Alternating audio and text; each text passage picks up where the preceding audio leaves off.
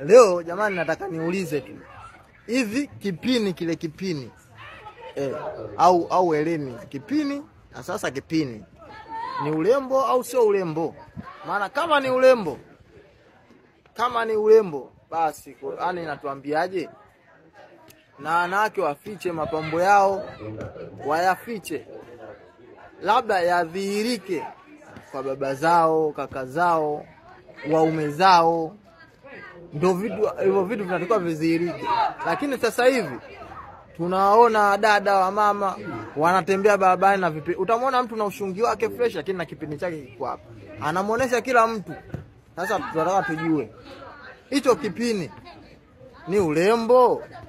Na kama ni urembo haifai kuonekana. Mnatakiwa wote wenye vipini mnatakiwa mvae nikabu, mvae ninja.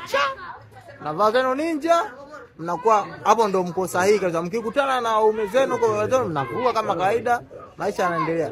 Lakini kama sio hivyo, umekutana na watu wengine, unatakiwa ujifunike ninja. Sisi tumeelewana hapo?